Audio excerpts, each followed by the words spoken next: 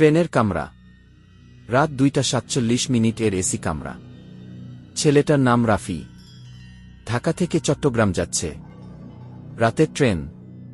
AC কামরা /2 birth. রাত 11টা। Train ছাড়ল। কামরায় 6 জন।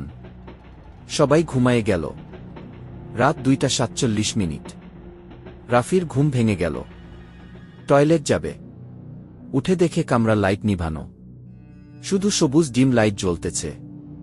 হাঁটতে হাঁটতে দেখে 7 নাম্বার বার্থে একজন বুড়া লোক বসে আছে। সাদা পাঞ্জাবি, মাথায় টুপি, হাতে একটা পুরান সুটকেস। রাফি, চাচা ঘুমান নাই? বুড়া লোক আস্তে করে মাথা নাড়ল। মুখ দেখা যাচ্ছে না। রাফি টয়লেট থেকে ফিরে আসার সময় আবার তাকাল। 7 নাম্বার বার্থ ফাঁকা। সুটকেসও নাই। রাফি ভয় পেয়ে টিটিকে ডাকল।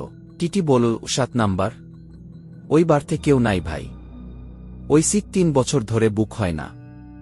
রাফি, কেন? টিটি ফিসফিস করে বল, 3 বছর আগে রাত 2:47 এই ট্রেন অ্যাক্সিডেন্ট করছিল। 7 নাম্বারে এক বুড়া মারা গেছিল। এখনো প্রতি মাসে একবার আসে। রাফি ঘড়ি দেখল, 2:47। জানালার কাছে তাকিয়ে দেখে তার পিছনে সাদা পাঞ্জাবি পরা বুড়া দাঁড়ায়। আর বুড়ার হাতে সেই সুটকেস। বুড়া ফিসফিস করে বলল, আমার স্টেশন চলে আসছে। নামবা আমার সাথে? পরের স্টেশনে ট্রেন থামল। নাম অজানা স্টেশন ঘে।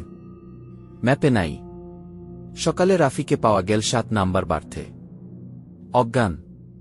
আর তার হাতে একটা পুরান সুটকেস। আজও রাত 2:47 ওই ট্রেনে কেউ 7 নাম্বার বুক করে না।